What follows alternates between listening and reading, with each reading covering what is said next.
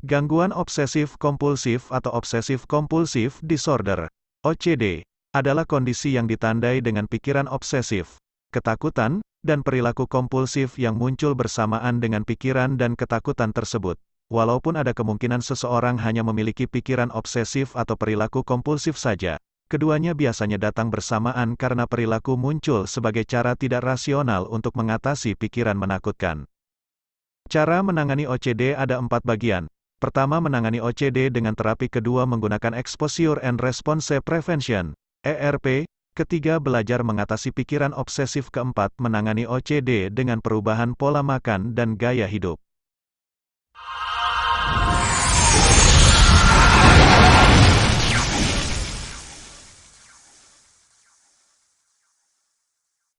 Pilihlah terapis. Carilah terapis yang memiliki pengalaman merawat OCD atau kelainan terkait. Tanyakan kepada dokter Anda, mintalah referensi dari keluarga atau teman, atau cobalah mencari di internet. Dapatkan diagnosis OCD. Diagnosis harus didapatkan dari ahli profesional karena ada banyak masalah lain yang gejalanya sama dengan OCD. Usahakan mengendalikan perilaku kompulsif bersama psikoterapis. Terapi ini berfokus pada eksposur dan pencegahan respons atau Exposure and Response Prevention, ERP, artinya terapis akan mengekspos Anda pada hal-hal yang Anda takuti atau membuat Anda terobsesi, dan kemudian membantu Anda menemukan cara sehat untuk mengatasi kecemasan tersebut.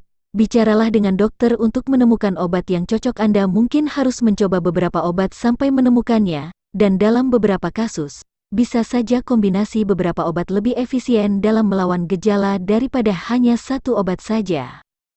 Pelajari lingkaran setan OCD. OCD terjadi ketika pikiran tidak menyenangkan. Misalnya, pikiran akan penyebaran penyakit kepada orang-orang yang Anda cintai, kebetulan muncul di benak Anda, dan penafsiran ekstrim mengenai pikiran itu mengikuti. Mungkin adanya pikiran yang mengatakan bahwa Anda jahat karena membahayakan orang lain melalui kecerobohan. Kenali pemicunya.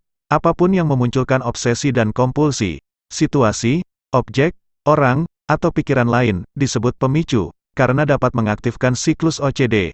Penting sekali bagi Anda untuk mengetahui pemicunya karena itulah yang harus Anda ekspos dalam upaya berlatih menahan diri menurutkan perilaku kompulsif yang meredakan kecemasan.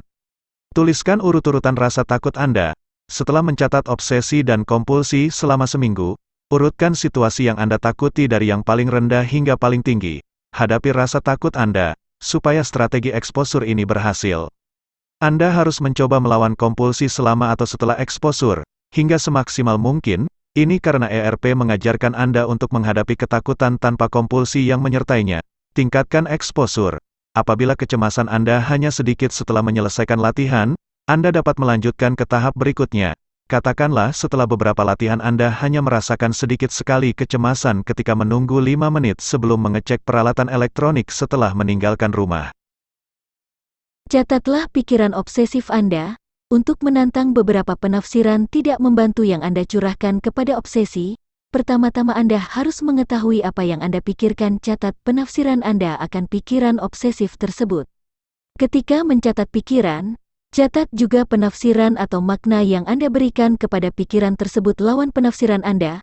Melawan penafsiran akan membantu Anda melihat bahwa karena berbagai alasan, pikiran otomatis Anda tidak realistis.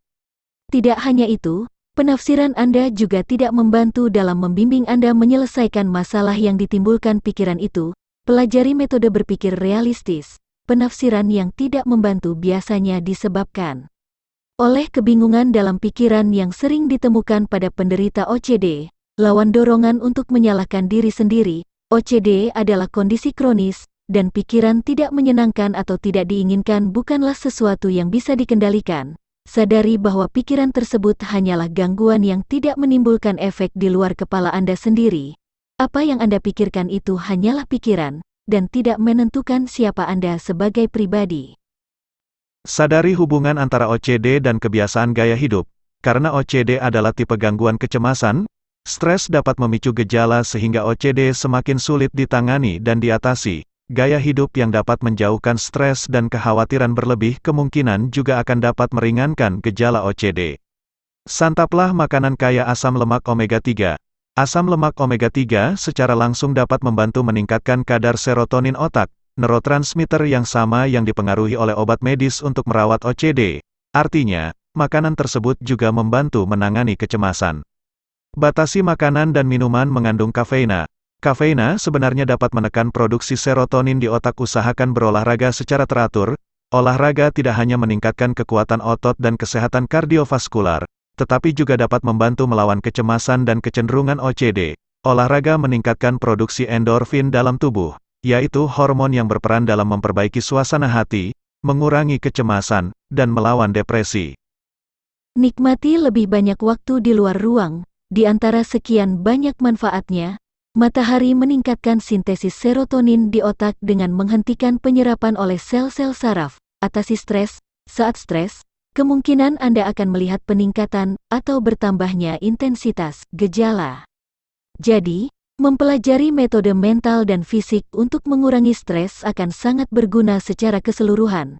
Bergabunglah dengan kelompok dukungan.